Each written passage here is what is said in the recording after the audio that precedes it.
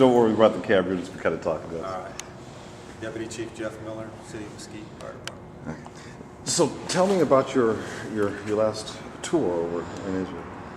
It was just after Thanksgiving. We got a call at 5 a.m. in the morning, the Friday after Thanksgiving, that we've been watching the news that there's been several big fires going on in Israel, and so we kind of knew that we'd be on alert. And they called us that Friday morning after Thanksgiving and said we're going to need a group of guys to go to help out, and asked me if I would kind of coordinate some guys from Texas to go. They have several people from all over the country in this organization. So they said get a group from Texas and be ready to go this afternoon. So that was a challenge for all of our guys to be able to rearrange their lives and be able to get guys to fill in for them at work, take their shifts here, and get ready to go. And we ended up leaving Saturday morning, so it was about a 24-hour notice. So what was it like? I mean, what's it like fighting a fire? I mean, do you think I'm in Israel fighting a fire, or is it just like fighting a fire? I mean, it's fighting a fire. What do you think about that? You do a lot of thinking beforehand, but once you're there, it's really similar. Whether it's a brush fire or a wildfire, whether it's a house fire, you have to be a little more aware of things with terrorism and things like that involved. So you have to, but we're trained to be aware here also for things out of the ordinary that you have to look for. But it is a little bit different, and plus the language. You know, there's plenty of guys that speak English over there, and some of us can speak a little Hebrew. So, but firemen are firemen, so we just kind of grab our gear and jump on it. How do you, during the PK fires, one of the fire departments, like they took me on the line, like the amount of communication that goes on among all the different agencies, is that tougher when you're dealing with not only like crews from across the country, but you're also dealing with crews who may not speak English? Does that make the process tougher? It's a little tougher for us, but like we tell everybody that joins this organization, they don't learning how to fight fire again. We all know how to do that. There's a few different things they do over there than we do, but yeah, with the language on the way to the fire, we don't know what's going on, but once we get there, they're good about directing us, or we kind of know what we're doing too. So, but we're always paired up with a couple of their guys, and usually one of them will speak English, so it's not that difficult.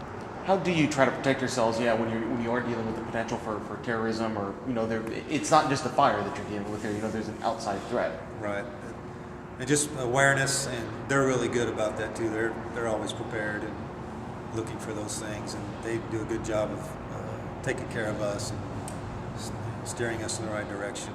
But we know there's dangers involved, just like we know there's dangers involved when we're working here. It's a little different, but just awareness and keeping your eyes open and being smart. How did this compare to 2 years ago? It was different because this was all mostly fire-related things. There was some terrorism in that they were starting the fires, but in 2014, with the Gaza conflict, there was missiles flying, and so that was quite a bit different. They have a really good early warning system, and if you're out in the open, you have to get on your face and wait for it to go over. If we were at a station, there's just little bunkers we could go to, wait it out, and then come on out and go try to fix the problem. Were there any instances this time over that just kind of stood out at you, just of experiences that you had that were like, whoa? Not really this time. 2014, there was quite a bit with the missiles, and I never had ridden an armored fire truck before, but we did that in 2014. That was different.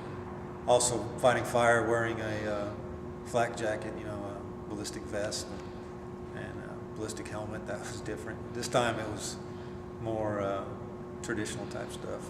We actually got to fight fire, several of us did, brush fires, and even apartment fires, house fires. Talk to me about battling a house fire in Israel. I mean, what is that like? I mean, There's not a whole lot different other than, again, language and, with people staring at you because, we have different colored gear and so they're trying to figure out who we are. And, also, their buildings, mostly of them are concrete and stone, so mostly they fight contents fires, the furniture and clothing, all those kind of things. Whereas here, we're much more concerned with the actual building being on fire, the structural members and falling down on us, so we have to be a lot more careful and aware of that, whereas there it's not as big a deal. Unless the missiles are knocking buildings down, then you have to worry about it. Talk to me about just how the Israelis accepted you, just people, because you know how, and it's a good thing about in the States that firefighters really are respected. How were you looked at? I mean, obviously you look different because you weren't, but talk to me about that, how the Israeli people, Israeli people are great. They really treat us well. I think we probably have a bigger impact on morale than even just our, the work we do. It really it cheers them up because they have so much of the other thing. Seems like the whole world is ready to pounce on Israel anytime something goes on, and so there's a lot of negative things in the news and attitudes. But so when we come to help and tell them, we love you and we're here to help, and we're not looking for anything in return, it really is a big morale boost to the whole country. They make a big deal about it in their media, and it's heartwarming. And they want to do things for us. The guys in the station really, hospitality is big over there, and they always want to take care of us. And we're trying to tell them, look, we're here to help you. We want to take care of you.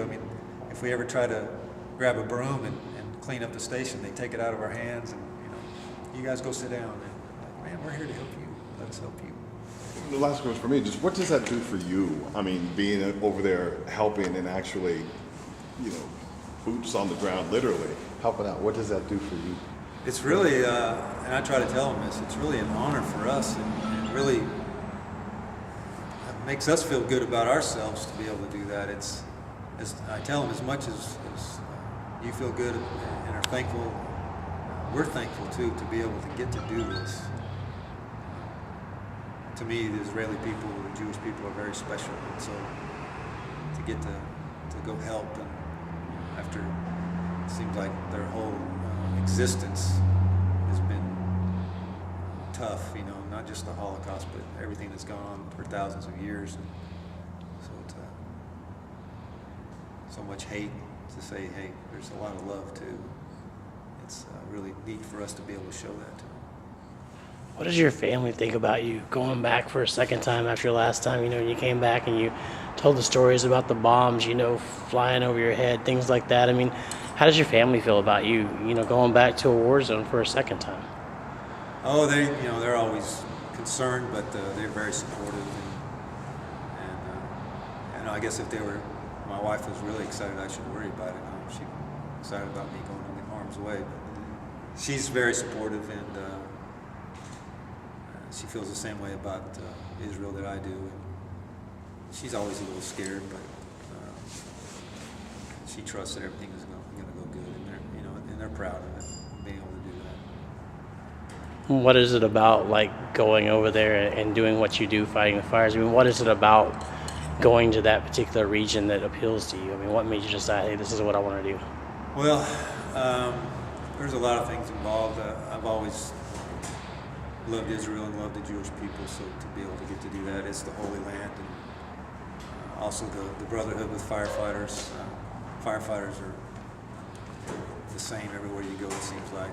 They love to do the job and have fun and take pride in it. And so it doesn't take long once we get there to really develop friendships and a bond.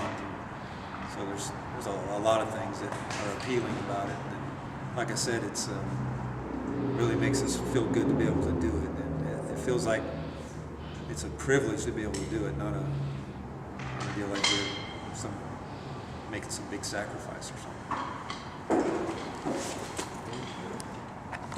You said there was an